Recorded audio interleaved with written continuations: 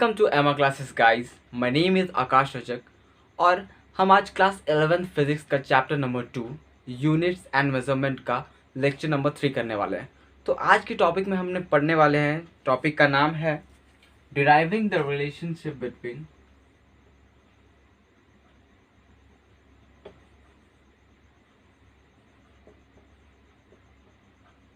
deriving the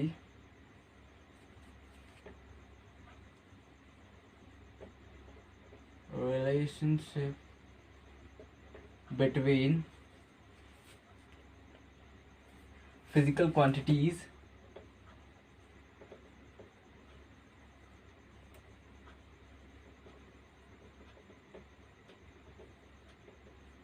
या फिर PQ को हम डिनोट करते हैं। Deriving the relationship between physical quantities using dimensional analysis.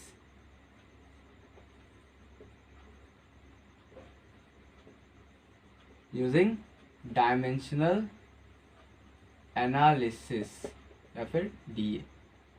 ठीक है, तो आज का टॉपिक का नाम क्या है? Deriving the relationship between physical quantities using dimensional analysis, या फिर इसको बोल सकते हैं deriving the formulas for physical quantities using dimensional analysis. तो ये टॉपिक को हम न्यूमेरिकल या मतलब क्वेश्चन के थ्रू समझने की कोशिश करते हैं। इसका कोई थ्योरेटिकल पार्ट वैसा कुछ है नहीं, या फिर थ्योरेटिकल ज़्यादा कुछ अच्छा से समझ नहीं आएगा, बट हम अगर क्वेश्चन वाइज करेंगे सॉल्व करते करते तो कॉन्सेप्ट अपने आप अच्छे से क्लियर होते जाएगा और तुम्हें ईजी भी लगेगा करने में। तो चलो क्वेश्चन के साथ ही डिस्कस करते हैं। पहला क्वेश्चन लेते हैं हम।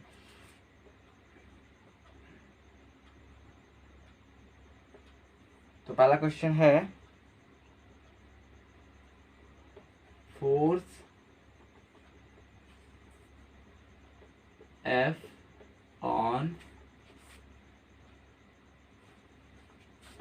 F on a particle depends upon, पहला है mass of the particle,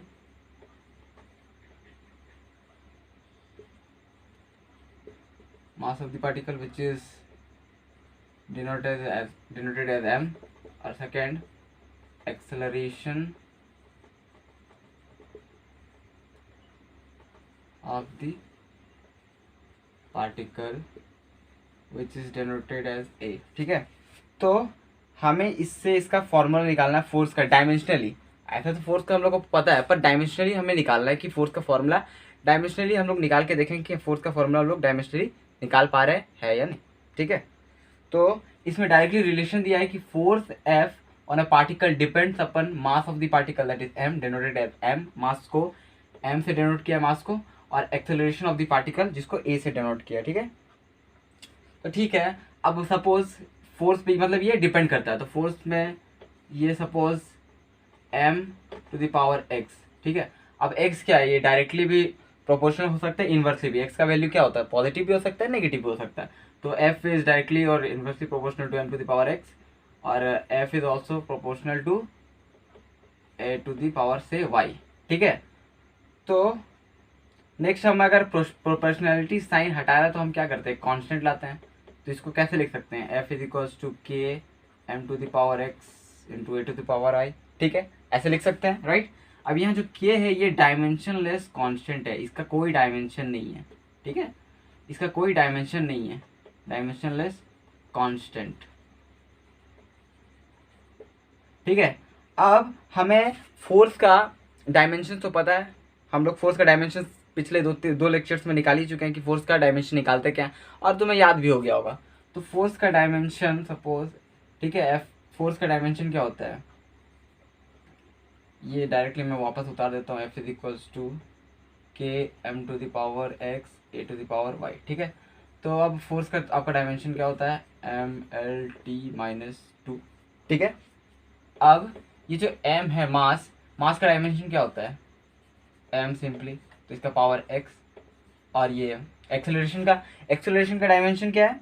acceleration का डायमेंशन है, एक्सेलरेशन का फॉर्मूला क्या होता है? मीटर पर सेकेंड स्क्वायर, मतलब मीटर के लिए L1 और पर सेकेंड स्क्वायर तो t-2, इसका whole to the power y, क्योंकि a है तो y है a का पावर में, तो इसका होल में पावर y आ जाएगा।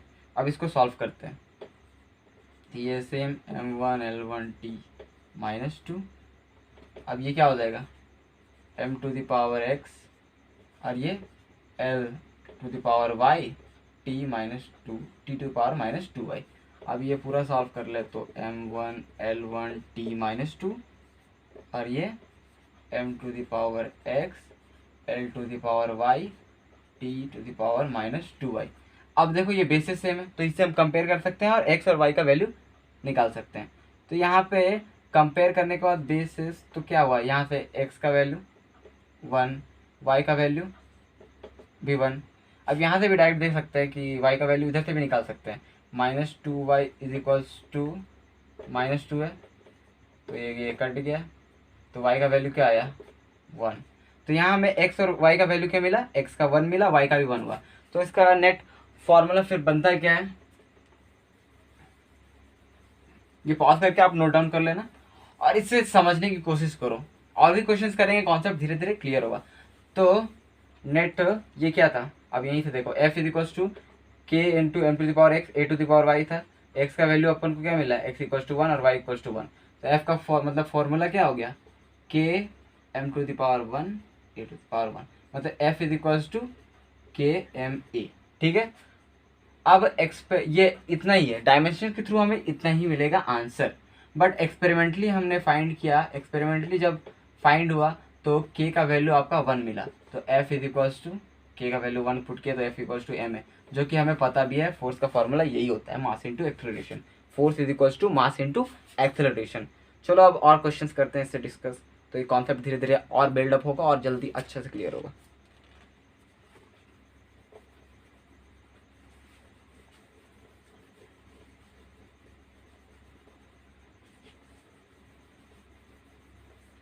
तो नेक्स्ट क्वेश्चन लेते हैं, क्वेश्चन नंबर 2। क्वेश्चन क्या है, question number 2, time period t of a simple pendulum depends upon length of pendulum that is denoted as l, mass of bob denoted as m, and thirdly acceleration due to gravity g। ठीक है, तो question क्या है, time period t depend करता है length पे, मास पे और एक्सेलरेशन ड्यू टू ग्रेविटी पे। तो इससे हम कैसे लिख सकते हैं, so t is directly inversely proportional to l to the power x। हमें पता नहीं है इनवर्सली है या फिर डायरेक्टली है, इसका पावर क्या है, तो डायमेंशन के थ्रू हम निकालेंगे कि इसका फार्मूला निकलता क्या है। तो टी का रिलेशन ऐसे आ सकता है, फिर मास के साथ suppose m to the power y, फिर एक्सेलरेशन ड्यू टू ग्रेविटी के साथ g, या फिर a भी लिख सकते हैं, तो ये g के साथ पावर z। ठीक है, तो अब ये इसको हम लोग कैसे लिख सकते हैं, सेम जैसे पिछले क्वेश्चन में किए थे, k into l to the power x m to the power y g to the power z. अब ये जो k है ये क्या है, डायमेंशनलेस कांस्टेंट। ये क्या है, डायमेंशनलेस कांस्टेंट, इसका कोई डायमेंशन नहीं होता है। ठीक है, तो अब ये जो है dimension of this should be equal to dimension of this, इसी से हम निकालेंगे t का फॉर्मूला क्या निकलेगा। ठीक है, तो अब t का डायमेंशन क्या हुआ, सपोज मैं वापस फॉर्मूला लिखता हूँ, t is equals to k into l to the power x m to the power y, g को a भी लिख सकते हैं क्योंकि एक्सेलरेशन और acceleration due to gravity same ही है, फॉर्मूला तो सेम ही है, तो a भी लिख सकते हैं, या a to the power z या फिर g टू द पावर ही लिख दो, z कोई फर्क नहीं पड़ता। तो t का डायमेंशन क्या है आपका, t का डायमेंशन नॉर्मल t है। अब ये k तो हट गया, k डायमेंशनलेस कांस्टेंट है तो ये इसका कोई यूज़ नहीं है। अब l का क्या डायमेंशन आपका, l का l normal l to the power x, mass का क्या है m to the power y, और एक्सेलरेशन का क्या है, g का जो डायमेंशन है उसका क्या है, उस g का फॉर्मूला क्या है, एक्सेलरेशन का फॉर्मूला क्या है, मीटर पर सेकेंड स्क्वायर, तो मीटर के लिए l, पर सेकेंड स्क्वायर के लिए k टू द पावर -2, अब होल टू द पावर क्या है z। ठीक है, तो बस इसे t रखो और इसका l to the power x हो गया, m to the power y हो गया, अब l to the power z और t to the power -2z। तो इसको पूरा सॉल्व करने के बाद हमारा क्या आया, l to the power m to the power y, ये सेम बेस है तो पावर ऐड हो जाएगा, l to the power x plus z और t to the power -2z। अब ये t टू द पावर 1 है जो इसको कैसे लिख सकते हैं, अब कुछ भी नहीं है तो समथिंग टू द पावर 0 1 होता है, तो m to the power 0, l to the power 0 और t टू द पावर 1। तो इसे हम फिर m to the power y, l to the power x plus z, t to the power minus 2z। अब बस बेसिस सेम है, compare कर दो, वैल्यूज मिल जाएगा। तो यहाँ से y का वैल्यू क्या है अपना 0। अब x प्लस यहाँ t का डायरेक्ट अभी z का निकाल लेते हैं पहले, फिर x प्लस z में यूज़ कर देंगे। तो यहाँ पे -2z इक्वल्स टू 1, तो z का वैल्यू क्या हो जाएगा -1/2। ठीक है, z का वैल्यू -1/2, y का वैल्यू अपना 0 आया। अब फिर यहाँ से x का वैल्यू निकालते हैं, तो x plus z is equals to 0 होगा। अब z का हम वैल्यू निकाल चुके हैं, तो x z का वैल्यू क्या आया था -1/2, तो x -1/2 इक्वल्स टू 0, तो x का वैल्यू क्या आया 1/2। ठीक है, अपन को यहाँ तीनों वैल्यू मिल गया, x का 1/2 आया, y का 0 आया, z का -1/2 आया। तो अब हमें वैल्यूज मिल गया, बस यहाँ पुट कर देना है और फॉर्मूला मिल गया हमें टाइम पीरियड का कि इस रिलेशनशिप के हिसाब से टाइम पीरियड का फॉर्मूला क्या बनेगा। ठीक है, तो यहाँ से हम यहाँ वैल्यूज लिख सकते हैं, x का आया अपना 1/2, y का आया 0 और z का आया -1/2। अब इसे मिटा देते हैं, आप नोट डाउन कर लो ना। तो मैं यहाँ मिटाता हूँ।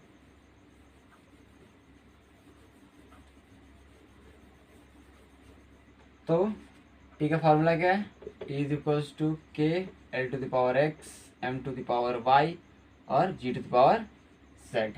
तो अपना t इज इक्वल्स टू क्या हो गया, x का पावर कितना आया, x का वैल्यू क्या आया 1/2 आया।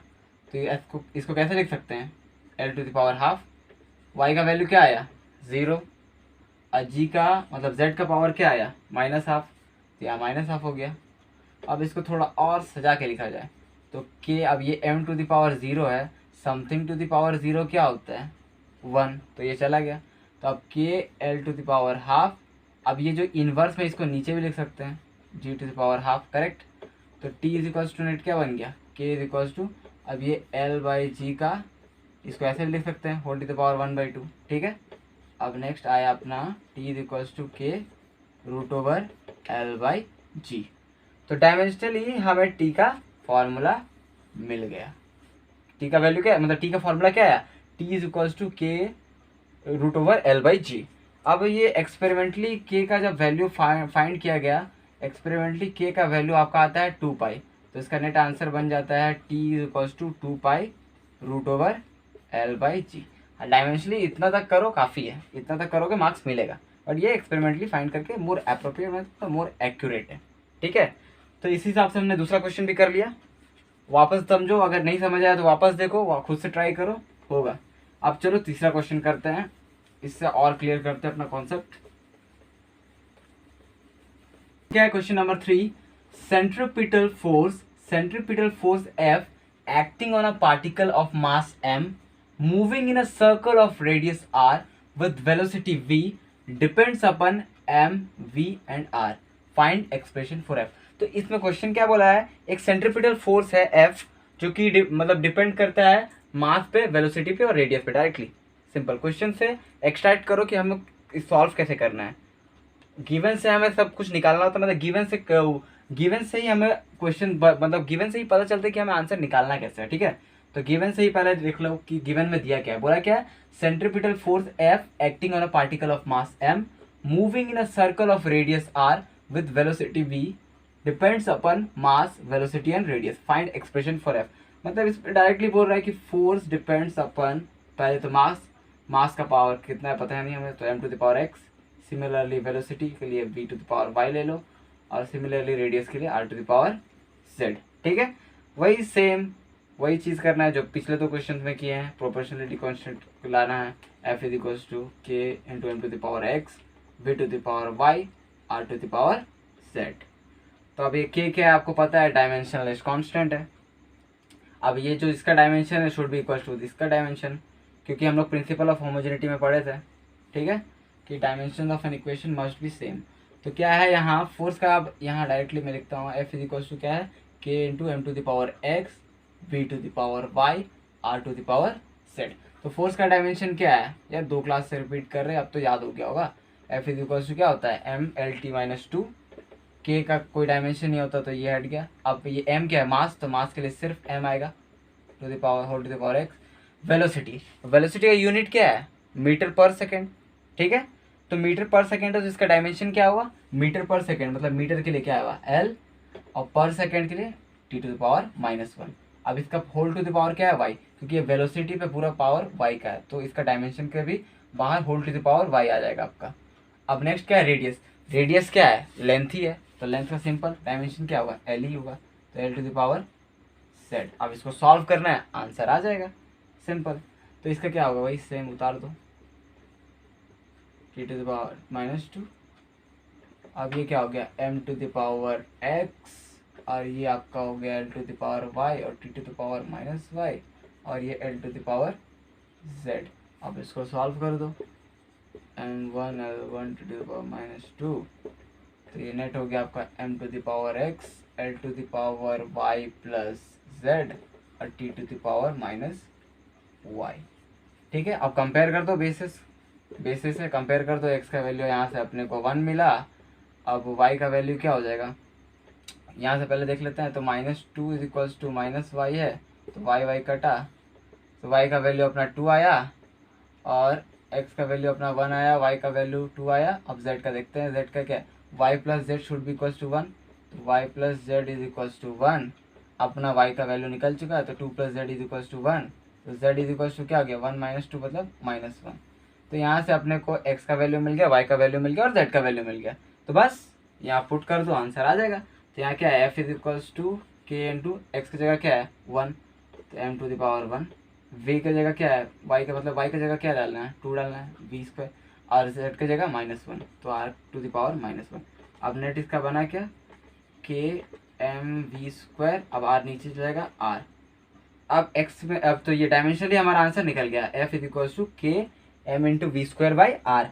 अब टाइम मतलब एक्सपेरिमेंटली फाइंड किया गया तो k का वैल्यू 1 आता है, तो नेट आंसर इसका आ गया आपका f is equals to m v² by r. तो ये अपना आंसर निकल गया।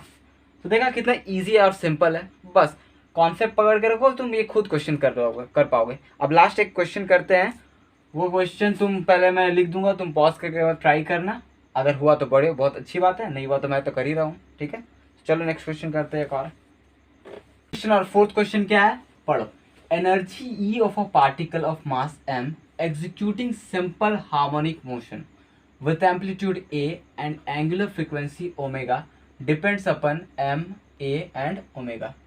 Find expression for E. तो ये क्वेश्चन में क्या बोल रहा है, energy E of particle of mass m, तो वो क्या कह रहा है, वो डिपेंड करता है m मतलब मास, एम्पलीट्यूड और ओमेगा पर, मतलब एंगुलर फ्रिक्वेंसी पर। ये जो SHM चैप्टर है ये आपका 11th के सिलेबस में है, वो मतलब पार्ट 2 में है, पार्ट 2 बुक में है, वो लास्ट तरफ आपका आएगा।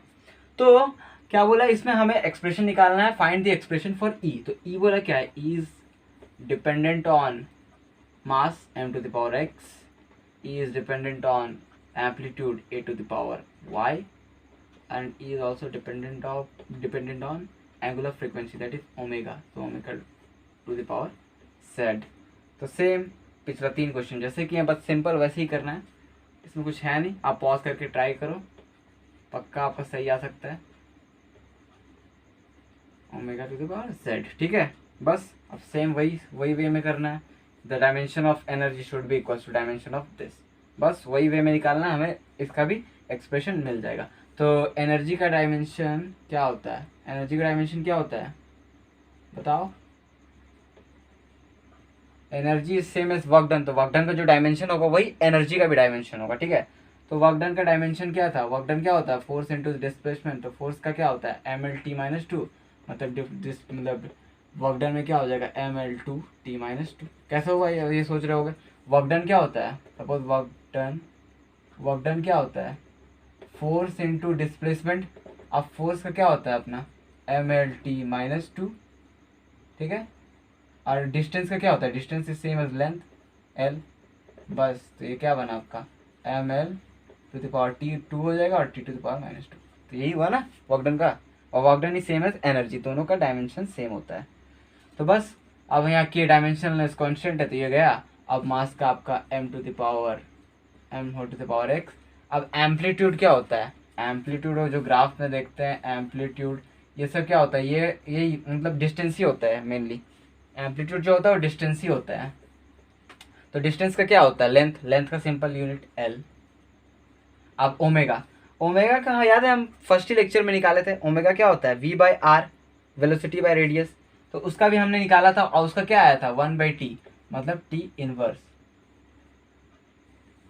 ये मिटा देता हूँ, तो टी इनवर्स होता है ओमेगा का, ठीक है, ओमेगा का जो डायमेंशन होता है।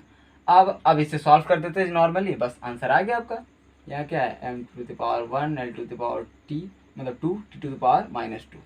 अब ये क्या हो गया, m⁻x l⁻y और ये t⁻−z, बस हो ही गया और क्या।